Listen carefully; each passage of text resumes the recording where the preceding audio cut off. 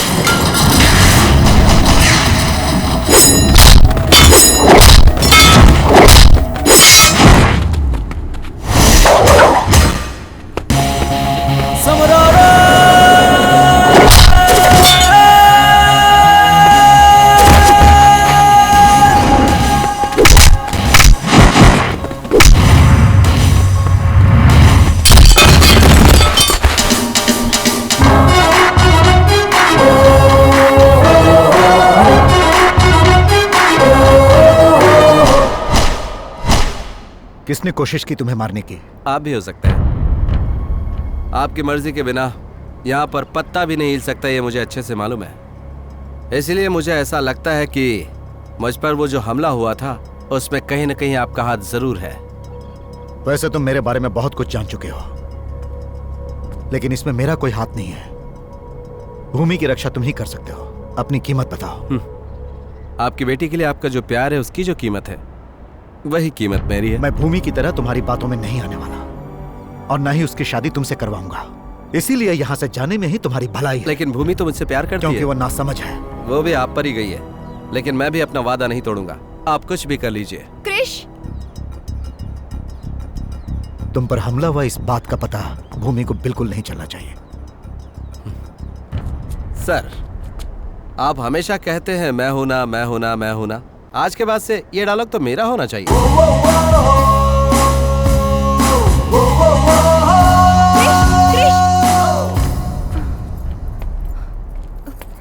क्रिश, क्रिश, तुम पर जो हमला हुआ है वो मेरे पापा ने ही करवाया है। पागलों जैसी बात मत करो भूमि। नहीं क्रिश, ये खेल खत्म हुआ, अब तुम चले जाओ प्लीज। मैं तुम्हारे साथ खड़ा हूं इसलिए तुम्हें इतनी हिम्मत थी और तुम यहाँ पर आई। मेरे बिना वो हिम्मत में तुम्हें देख लूंगा तो वापस चला जाऊंगा। तुम किसी की बात क्यों नहीं मानते हो क्रिश? देखो यहाँ पर कोई नहीं बदलेगा। मान लो अगर सब कुछ बदल भी गया तब भी मेरे पापा तुम्हें पसंद नहीं वही करेंगे। बात तो मैं भी चाहता हूँ भूमि। तुम्हारे पिताजी को बदलना ही पड़ेगा, लेकिन मुझसे शादी करवाने के लिए नहीं। तुम ही ने तो कहा था ना, अगर मैं उन्हें पसंद आ भी गया तो तुम्हारे घर वाले नहीं मानेंगे। समझ लो कि मैं अचानक उन्हें पसंद आ गया। अरे बाप रे बाप, ऐसा हुआ तो तुम्हारी सहेली मेरी गर्दन ही काट देगी।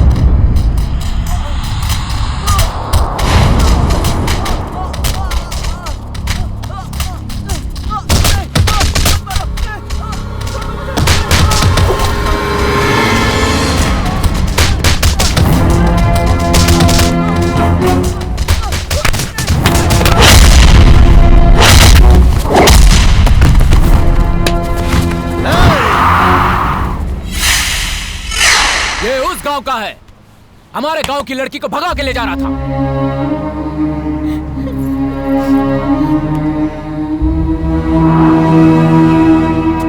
तुम भी उससे प्यार करती हो क्या? करती हो क्या? तो फिर ये बात अपने घर वालों को बताने के बजाय तुम ऐसे भाग क्यों रहे थे?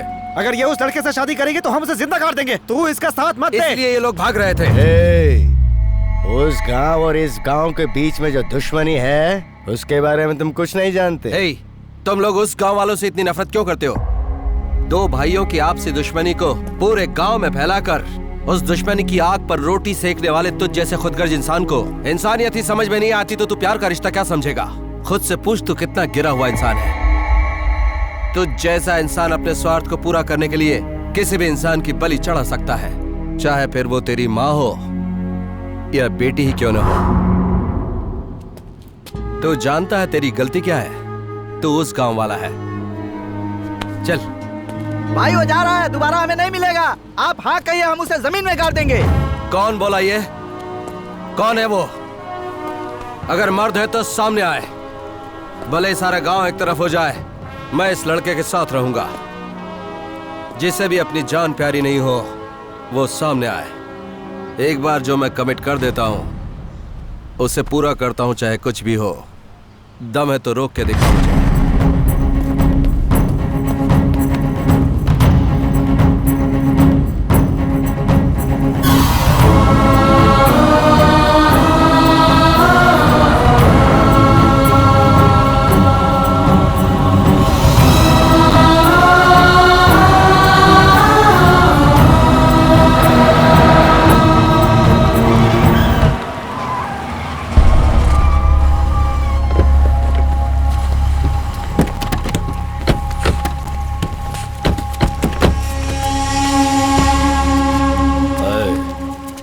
हमारे गांव के लड़के पर उन लोगों ने हाथ डाला है, काट डालूंगा सबको।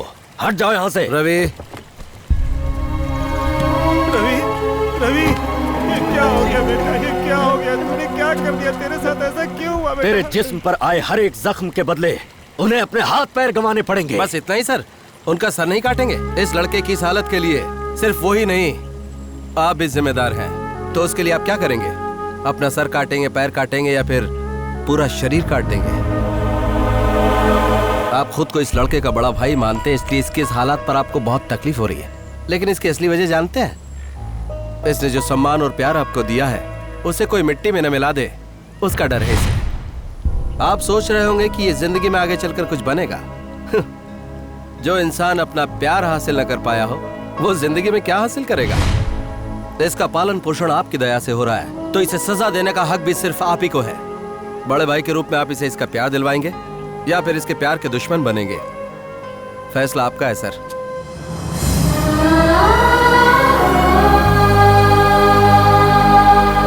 नहीं नहीं, इस घर का दामाद बनने के एक भी गुण नहीं उसमें। क्या सोचकर तुमने उससे प्यार किया था? तुम्हें अब उसे भूलना होगा, इसी में तुम्हारी भलाई है। आओ आओ रणवीर महारथी कृष्ण, अपने आप को तुम समझते क्या हो? अपनी मर्दानगी दिखाने के लिए तुम्हें यही घर मिला? 25 साल से जिस घर की कोई एक ईंट भी नहीं हिला सका, उस घर में आकर तूने उस घर की नींव तक हिला डाली। खुद को समझता क्या है? तो इस घर में है इसीलिए तेरी सांसें चल रही हैं, नहीं तो कब का तेरा खेल खत्म हो चुका होता। तुझसे हम लोग इतनी नफरत करते हैं, फिर भी तू बेशर्मों की तरह इस घर में पड़ा हुआ है। क्या सचमुच तुझमें थोड़ी सी भी शर्म नहीं है? छी, तेरी मीठी मीठी बातों से और भोली सूरत से मेरी बेटी बहक गई होगी, लेकिन इस घर का दामाद बनने के लिए सिर्फ उसी की पसंद काफी नहीं है। इन्हें पसंद आना चाहिए, इन सबको पसंद आना चाहिए, मुझे पसंद आना चाहिए, इतना ही नहीं पूरे गांव को पसंद आना चाहिए। लेकिन तुम किसी को भी पसंद नहीं आए। कान खोलकर सुन लो, मेरी बेटी पर, मेरे घर वालों पर सिर्फ मेरा ही हुक्म चलता है। इस घर की इज्जत बचाने के लिए जिसके अंदर हिम्मत होगी वही इस घर का दामाद बन सकता है। तेरे जैसा नालायक करो। बहुत हो गया भाई साहब, इनके रिश्ते के बारे में हम सब की और पूरे गांव वालों की क्या राय है पता है? आप सिर्फ नफरत की बातें करते रहते हैं। प्यार क्या होता है ये हम जानते हैं। अपनी बेटी के हाथ पीले करके उसे खुशी से तो जीने नहीं देना चाहते, लेकिन हमारी गलतियों को सुधार कर सही रास्ते पर ले आने वाला समझदार और सुलझा हुआ लड़का है ये। इसके अंदर क्या क्या खूबियां हैं आपने अभी जाना कहाँ है? फूफा जी, वो आपसे बड़े हैं, ऐसी बात। इन्हें बड़ा कह रहा है? इनके जैसे लोग बड़े नहीं हो सकते, इनके पास दिल ही नहीं है। क्या हुआ, मुंह से आवाज नहीं निकल रही? मुझे भी घर से निकालना है। आज तक तुम्हारे दहशत में ही जीते आए हैं, अब अगर निकाल भी दिया तो मेहनत करके जीने की हिम्मत हमें आ गई है। और ये हिम्मत देने वाला कौन है पता है? ये क्रिश। ऐसा है ये लड़का। क्यों भाई साहब, आपके पैरों की चप्पल थे ना हम लोग। हम तो इस घर के दामाद हैं, बड़े बड़े खाते रहते थे पर घर तोड़ने की कोशिश कभी नहीं की। तुम्हारा घर तोड़ने की कोशिश की तुम्हारे दोस्त रामेश्वर ने और उसके बेटे को दामाद बनाने चले हो। लेकिन इस घर यानी वृंदावन को किसी ने बचाया है तो वो और कोई नहीं बल्कि एक क्रिश है, और आप इसे इस घर का दामाद बनने लायक नहीं समझते? बड़े भैया, भूमि जिस लड़के के प्यार पर भरोसा करके उसे आपके पास लेकर आई थी, और हम भी नफरत को भुलाकर उससे प्यार करने लगे थे। हमें प्यार का पाठ पढ़ाने वाले कृष को हम कभी नहीं भुला पाएंगे भैया। बड़े भाई, आपकी बात को हम लोग और पूरे गांव वाले हमेशा हमेशा से मानते आए हैं। आपके साय को भी हमने कभी नहीं लांघा, इसलिए मैं सच कह रहा हूँ, इस पूरे गांव में हम ही नहीं सब के सब ये कहते हैं कि हमारी भूमि के लिए इससे अच्छा दूसरा लड़का नहीं मिलेगा। भूमि की खुशहाल जिंदगी के लिए इसे हमें अपने परिवार का हिस्सा बना लेना चाहिए भैया। सर सर सर सर, इन लोगों की बातों को दिल पर मत लीजिए सर। सर, ये मुझ जैसे नालायक की बात में आकर आपको कुछ न... मुझे तुम्हारी कोई बात नहीं सुननी। नालायक तुम नहीं हो, मैं हूं। अपनी बच्ची के प्यार की मैं कद्र नहीं करता, उसकी पसंद को पसंद नहीं करता, ये सब झूठ है। मुझे बहका कर इस बात के लिए मजबूर किया गया था कि मैं तुम्हारे खिलाफ रहूं। तुम किसी को पसंद नहीं हो, मुझे पसंद नहीं हो, ये बात मैं बार बार क्यों कहता था जानते हो? हा? वो प्रीतम तुम्हारी जान कभी भी ले सकता है, इसी डर से मैं कहता था। इसीलिए मुझे जानबूझकर ये नाटक करना पड़ा। भूमि जब 2 साल की थी तभी उसकी माँ उसे छोड़कर चल बसी। हम मेरी जिंदगी का सिर्फ एक ही सहारा है, और वो है मेरी ये गुड़िया। यही है मेरी जान। ये मुझसे दूर कहीं न चली जाए, इसीलिए मैंने इस पर पाबंदी लगाई। अपनी सगी बहनों को अपनी आंखों से दूर नहीं कर सकता, इसीलिए सबको अपने पास रखा। अपनी बच्ची के प्यार का विरोध करने के लिए मैंने हिटलर का रूप ले लिया। और ये सब मैंने इस डर से किया कि कहीं मेरी बच्ची मेरी आंखों से दूर न चली जाए। इन सब को तुम्हारे खिलाफ खड़ा करके तुम्हें भगाने की मैंने पूरी कोशिश की, लेकिन मैं हार गया और तुम जीत गए।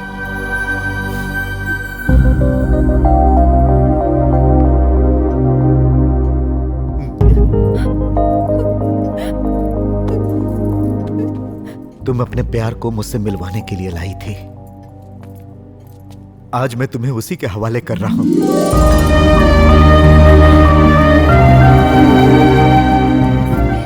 ये मुझे बहुत पसंद है।